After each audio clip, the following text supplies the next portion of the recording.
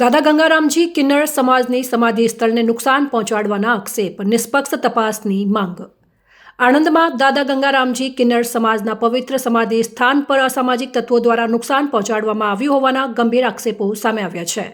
આ મામલે સમાજ દ્વારા શિક્ષણ કલેક્ટર આણંદને લેખિત અરજી આપી નિષ્પક્ષ તપાસ કરી યોગ્ય કાર્યવાહી કરવાની માંગ ઉઠવામાં આવી છે. સમાજના આગેવાનોના જણાવ્યા મુજબ સમાધિ સ્થળ કિન્નર સમાજ માટે આસ્થાનું કેન્દ્ર છે. ત્યાં બનેલી ઘટના ધાર્મિક પરંપરા, સામાજિક સંવેદના અને જાહેર શાંતિને ઠેસ પહોંચાડે તેવી હોવાનું તેમણે જણાવ્યું હતું. આ ઘટનાને લઈને સમાજમાં રોષની લાગણી ફેલાઈ છે. અરજીમાં ઉલ્લેખ કરવામાં આવ્યો છે કે સમાધિ સ્થળ પર થયેલ નુકસાનને લઈને તાત્કાલિક તપાસ હાથ ધરવી જોઈએ તેમજ દોષિતો સામે કડક કાયદેસરની કાર્યવાહી કરવી જરૂરી છે, જેથી ભવિષ્યમાં આવા બનાવો ન બને. સાથે જ સમાજે શાંતિપૂર્ણ રીતે ન્યાયની માંગ કરી હોવાનું પણ જણાવ્યું છે. આ બાબતે ગાદીપતિ શ્રી સનાતન ધર્મ રામાનંદી વૈષ્ણવ દાદા ગંગારામજી કિન્નર અખાડા તરફથી રજૂઆત કરવામાં આવી છે. સમાજના આગેવાનોનું કહેવું છે કે ધાર્મિક સ્થળોની રક્ષા અને સામાજિક સમરસતા જાળવવા તંત્રે ગંભીરતા દાખવવી જોઈએ. હવે જોવાનું રહેશે કે પ્રશાસન આ મામલે શું પગલાં લે છે અને તપાસનો દિશા નિર્દેશ શું રહે છે. મારું નામ જારા કુંવર પૂજા કુંવર છે અને અમે અહીંયા પેટલાદ શ્રી દાદા ગંગારામી કિન્નર અખાડામાં રહીએ છીએ. વર્ષોથી અહીંયા આપણે કિન્નર અખાડામાં આપ સૌ જનતા, પેટલાદની જનતા અને આખા ગુજરાતની જનતા જાણે છે કે માસીઓનું વસાવટ આ ગામમાં લગભગ 600-700 વર્ષથી અહીં રહીએ છીએ. હવે એમાં એવું છે, આજે અમે લોકો આવેદનપત્ર આપવા આવ્યા કલેક્ટર સાહેબશ્રીને કે કાલે અમારું સંમેલન કપડવંજ ખાતે હતું. તો એ સંદર્ભમાં અમે ઓલરેડી બધી અરજી અને જે કાયદેસર કાર્યવાહી થાય એ સંદર્ભમાં અમે કપડવંજ પોલીસ સ્ટેશનમાં એસપીને, ગાંધીનગર સાહેબશ્રીને બધાને અમે એ વિષয়ে જાણ કરેલી હતી. તો 300થી વધારે માસીઓ જે અમદાવાદની જે છે માતાભારે માસીઓ છે અને એમની પ્રવૃત્તિ ખોટી હોય છે અને એ લોકો અમારો જે શ્રી દાદા ગંગારામી કિન્નર અખાડો છે અને એ મિયાં જમાલ દાદાના ગાદીના કિન્નરો છે અને અમારામાં કંઈ હિન્દુ અને મુસલમાનની લડવાડ છે નથી. કારણ કે અમે તો આ સમાજમાં એક એવા વ્યક્તિ તરીકે ઓળખાઈએ છીએ કે અમારા સમાજમાં બધા લોકો જોડે અમે લોકો માગવા જતા હોઈએ છીએ. શુભ પ્રસંગ હોય, કોઈના ઘેર સારા પ્રસંગમાં જતા હોય, જે હિન્દુઈ હોય, મુસલમાન હોય, બધી કોમના, બધી નાતના હોઈએ છીએ, બધાનું ખાઈએ છીએ.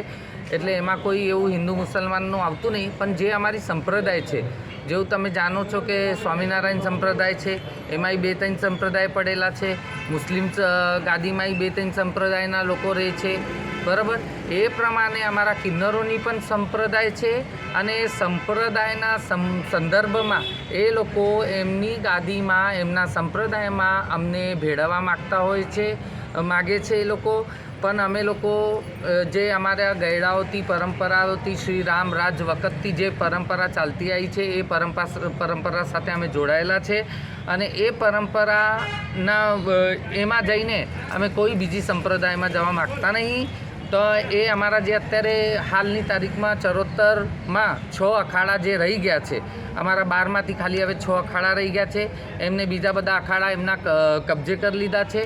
તો એના સંદર્ભમાં એ લોકો કપડવંજ અખાડો પણ પડાવી માગતા હતા. તો એના સંદર્ભમાં અમે સાહેબશ્રીને જાણ કરી કે અમારું અહીંયા ફંક્શન છે, અમારું નાત મેળાવ છે, અમારા ગયડાઓનું જે અમે કાયમ દર વર્ષે જે સંમેલન કરીએ છીએ, સંમેલન છે, ત્યાંથી અમને બહુ સારો એવો સપોર્ટ મળ્યો પોલીસ દ્વારા, કપડવંજ પોલીસ દ્વારા, કપડવંજ જે ડીવાયએસપી સાહેબ છે એમની દ્વારા બધું સારો એવો સપોર્ટ મળ્યો અમને લોકોને.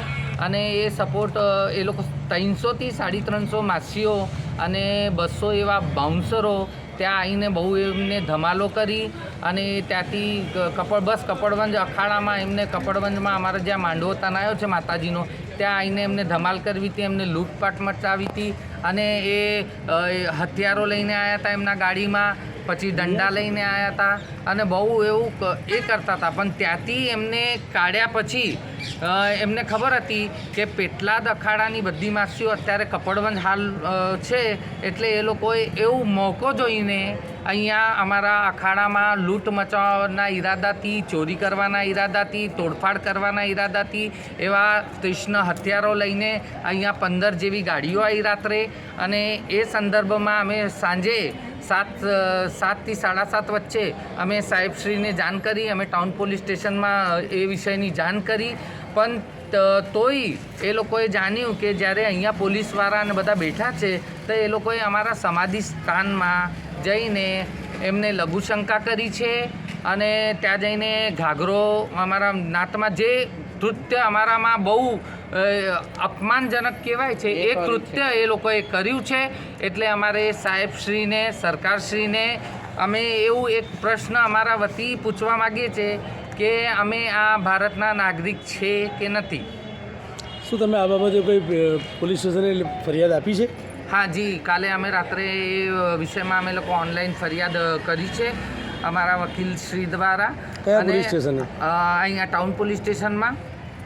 અમારે ભારત સરકારને એટલું જ કહેવું છે કે અહીંની સરકારને જ્યારે અત્યારે ભાજપનું શાસન છે તો અમારે ભાજપના શાસનના દરેક વ્યક્તિને એવું કહેવા માગીએ છીએ કે અમે કોણ છે, અમારી ફરિયાદ કેમ નહીં સાંભળતા આ લોકો. અમે બહુ દુઃખ છે, આ બહુ વખત અમારી જોડે થઈ છે. કાં તો અમને એક કામ કરો, અમને મારી નાખો. અમે બહુ ત્રાસી ગયા છે આ લોકો. હવે અમે અહીંયા રહેવા નહીં માગતા. આ લોકો બહુ અમને હેરાનગતિ કરે છે, એટલે અમે આ લોકોથી બહુ અત્યંત ત્રાસી ગયા છે. તમે આ વિષયમાં કડકથી કડક કાર્યવાહી કરો. જ્યારે ઇલેક્શન આવે છે તમે બધા વિડીયો ને બધું લઈને અમારા અખાડામાં આવી જાઓ છો અને કહો છો કે માસીબા વોટ આપો, વોટ આપો. તો અમે આ અહીંના નાગરિક છે ભારતના, તો પછી આ ભારત રાજ્યમાં, ભારત દેશમાં અને આ ગુજરાત રાજ્યમાં આ બધું શા કારણે, અમે એ પૂછવા માગીએ છીએ સરકારને. એટલે પ્લીઝ મહેરબાની કરીને અમારું આટલું સાંભળો તમે લોકો. અમે બહુ અતિશય ત્રાસી ગયા છે.